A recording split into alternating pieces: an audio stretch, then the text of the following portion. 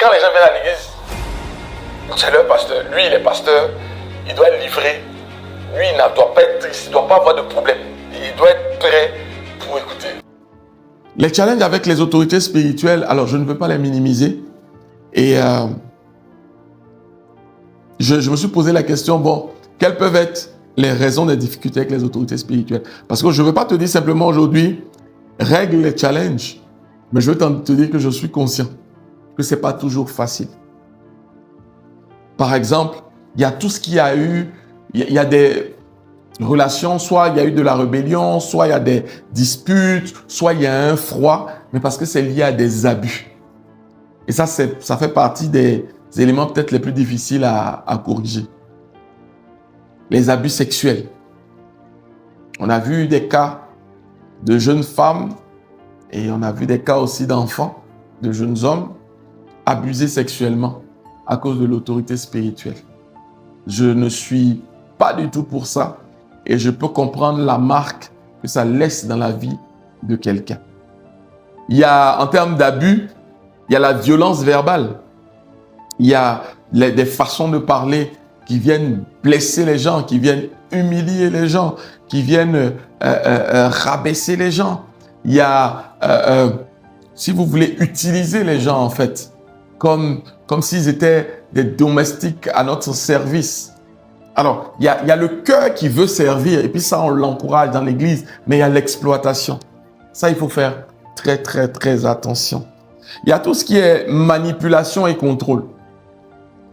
Il y a des personnes, vous sentez, quand vous les entendez, vous savez qu'elles ont été manipulées, contrôlées, mises dans certains systèmes. Nous ne sommes pas d'accord avec ces points-là. Il y a tout ce qu'on appelle la culpabilisation. Donc, c'est aussi une forme de manipulation où on emmène les gens à culpabiliser, à tout faire revenir tout à leur vie de péché, au fait qu'il y a du mysticisme dans leur famille, c'est leur faute, mais ce n'est pas l'évangile de Jésus. Jésus dit qu'il n'y a plus de condamnation pour ceux qui sont en lui. Paul dit qu'il n'y a plus de condamnation pour ceux qui sont en Jésus. Il ne faut pas faire ça. Il y a eu des abus financiers. À cause de la relation d'autorité, certaines personnes ont pu abuser de certains fidèles, de certains membres. Et puis, le membre n'osait plus venir demander, n'osait plus. Puis, bon, il y a eu une forme de flou artistique après. Et les gens se sont sentis floués. Il y a eu des abus, comme je disais tout à l'heure, des humiliations, des paroles blessantes. Il y a eu des malédictions. Des malédictions, des personnes. Ah, si tu pars d'ici, tu seras maudit. Si tu pars d'ici, tu ne réussiras pas. Moi, je crois qu'on n'a pas le droit de dire ça. Je crois qu'on n'a pas le droit de dire ça. Je crois qu'on peut exposer à quelqu'un les challenges, qu'il est dans une période où ce mouvement peut l'emmener, mais on n'a pas le droit de maudire les personnes. Et vous comprenez, je suis conscient de ces abus-là. Il y a les incompréhensions. Des incompréhensions quelquefois doctrinales, des incompréhensions sur des façons de faire. Je pense que les gens qui ont des enjeux avec les autorités à cause des abus, c'est les challenges les plus difficiles, ok? Mais il y a ceux qui ont eu des attentes qui ont été mal positionnées. Et moi, je vais vous dire, une des choses qui m'a beaucoup délivré, c'est de comprendre que, en fait, ce que j'attends d'une autorité, c'est qu'elle m'éduque, qu'elle m'enseigne et qu'elle me bénisse.